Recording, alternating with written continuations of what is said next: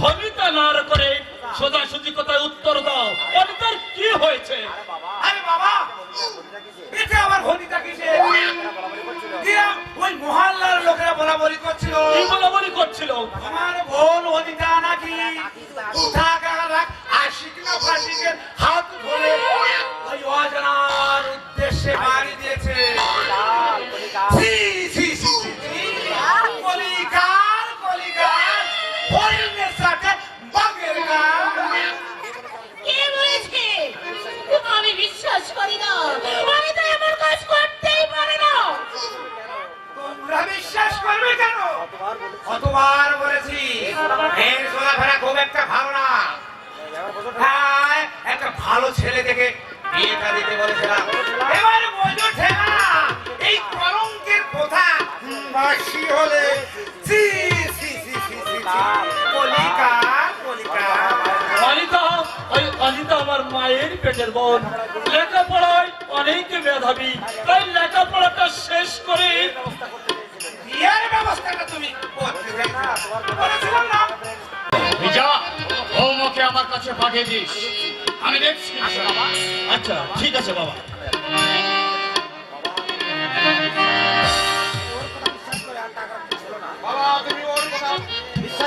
বাবা তুমি ওর কথা বিশ্বাস করে আর টাকা ঢেলো না। জমিদারের ছেলে বলে বেশি আমি খরচ করা, কিন্তু আরে মন্টু, কষ্ট নয় কষ্ট নয়, ওরা দুটো ভাই, ওরা খরচ করবি না তো কে খরচ করবে? বাবা একটা কলসে জল ঢালতে ঢালতে কিন্তু জল শেষ হয়ে যায়। এটা তোর ভুল ধারণা। আমার এই জমিদারির অর্থ আমার 14 পুরুষ বসে বসে খেলে ফুরাবে না। এটা তোমার অহংকার বাবা, তুমি হয়তো জানো না বাবা। পৃথিবীর সবচেয়ে বড় জাহাজ টাইটানিকের মালিক বলেছিল পৃথিবী ধ্বংস হয়ে গেল আমার টাইটানিক কোনোদিন ডুববে না। তুমি কি জানো বাবা, ওই টাইটানিক এক টুকরো বরফ খণ্ডে লাগাতে টুকরো টুকরো হয়ে গেছিল।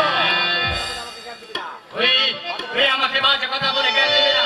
আমার খেয়ে আমার পরে আমার মুখের সামনে জ্ঞান দিস, তোর একটু লজ্জা করে না? আমি যা করছি তাই বাবা তোমাকে আসতে বলেছে। তুই থামবে বন্ধ, যা একে বড় বৌমা কি রান্না করছে। যাই কোথায় তুমি কান দেবে না। তোমার যখন যা প্রয়োজন তুমি আমাকে বলবে। আমরা বড় লোকের সন্তান, বড় বড় স্বাদ আল্লাহ তোমার থাকতে পারে। আমি কিন্তু আপনাকে আমার বাবা, আপনি যদি অভয় দেন তাহলে আজ নয়, তোমার যখন ইচ্ছা হয়েছে তখন তোমার যা খুশি তুমি আমার কাছে বলবে। বাবা, আমি তোমার চাহিদাটা পূরণ করে দেব। আর বলতে হবে না ড্যাড, আজ থেকে আমি আপনাকে ড্যাড সব ড্যাড ঠ্যাডে বলতে হবে না। আমি মূর্খ সূর্খ মানুষ, ড্যাড ঠ্যাডে না বলে আমাকে ডার্লিং বললে হবে। কি বলছেন বাবা? আরে মূর্খ সূর্খ মানুষ, ড্যাড ঠ্যাড না বলে তুমি ডার্লিংই বলো। এর অর্থ হলো বাবা, আর ডার্লিং শব্দের অর্থ হলো প্রিয়। ওই হলো আর কি, মূর্খ সূর্খ মানুষ, একটু ভুল হলে কি মেনে নেওয়া যায় না? চুপ করুন বাবা, আপনি চুপ করুন। কেউ শুনে ফেললে আমার যে মান সম্মান নষ্ট হয়ে যাবে বাবা। আমার মান সম্মান ধুলোয় মিশে যাওয়ার আগে কি করবেন? জি খুকি কিছুই বোঝে না। আমি কি সাদে লক্ষ লক্ষ টাকা খরচ করে তোমাকে আমার বাড়িতে পুত্রবধূ করে নিয়ে এসেছি। আমি শিবশঙ্কর রায় চৌধুরী, বাবা তোমাকে আমি রাজ রানী করবো। কি বললেন? তোমার বাবা মা দেখবেন শিবশঙ্করের বউ আজ রাজ রানী হয়েছে। আপনি আপনি কি পাগল হয়ে গেছেন বাবা? আপনি বৌমাকে বউ বলছেন? দেখো বৌমা, আমি মুখ্য সূক্ষ্ম মানুষ, একটু অর্ধেকে ভুল হলে আর নিজ করে আমাকে কি ক্ষমা করে দেওয়া যায় না?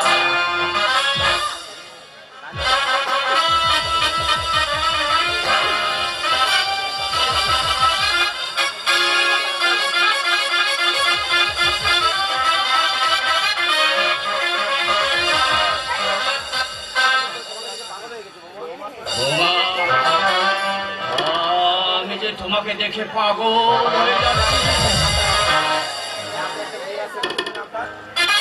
বাবা, আপনার তো একটা মেয়ে আছে। হ্যাঁ, ও মৌসুমী নাম। আপনি কি তার সাথে কি এই ধরনের ব্যবহার করেন? আরে মৌসুমীর সাথে এরকম ব্যবহার কেন?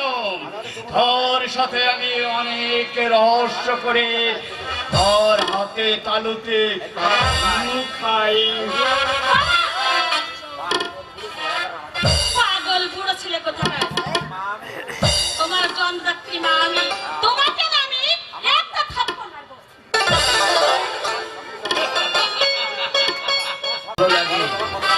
বলো বলো, তোমাকে কত টাকা চাই?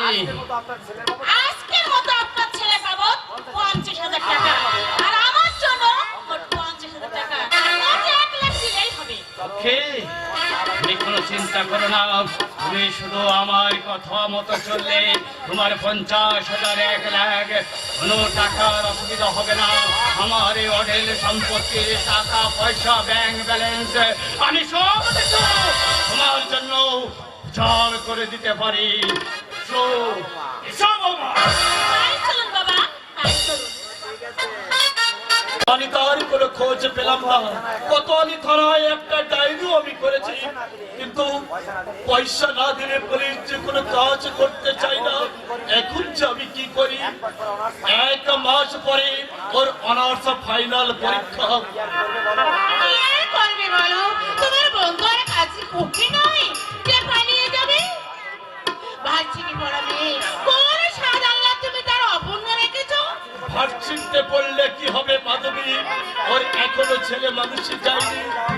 মা মরে যাবার সময় ওকে আমার হাতে তুলে দিয়ে বলেছিল, খোকা তোর এই বোনটিকে তুই দেখিস, কোনদিন যেন ওর প্রাণে দুঃখ দিস নে। ওর বয়স তখন 3 বছর। মায়ের কথা মতো ওকে যে আমি সন্তান ছেলে মানুষ করেছি। আমি যখন এই বাড়িতে এসেছি তখনও তো দেখেছি তোমাকে নিজের হাতে খাওয়াতে, এমনকি একই বিছানায় শুতে। হ্যাঁ, তুমি আসার পরে আমরা যে বেশ কয়েকদিন একই বিছানায় থেকেছি, কিন্তু সুজন যখন আমাদের সংসারে এলো তখন থেকেই ওকে যে আলাদা শহর ব্যবস্থা করা হলো।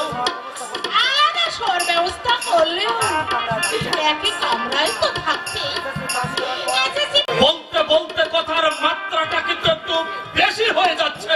উচিত কথা বলতে গেলে বেশি হয়ে যায়, কিন্তু লোকের মুখটা বন্ধ করা যাবে না বাবা। এদের কথা বাদ দিন গুলো। তাতে কোনো কিছুতে কিন্তু আপনি পিছিয়ে নিন। কথাগুলো অন্য লোকের মুখ থেকে শুনলে আমরা এত কষ্ট পেতাম না। বলো, তোমার স্বভাবটা এখনো বদলালো না। সারাদিন শুধু অন্যের চিন্তা করো, পরের চিন্তা করো কেন? নিজের চিন্তাকে একবারও করেছো কোনোদিন? ছোটবেলা থেকে এই পরোপকারী এই কেষ্টদয় চক্রবর্তী কেউ কি তোমরা বলতে পারবে কারোর কোনো ক্ষতি করেছে আমি?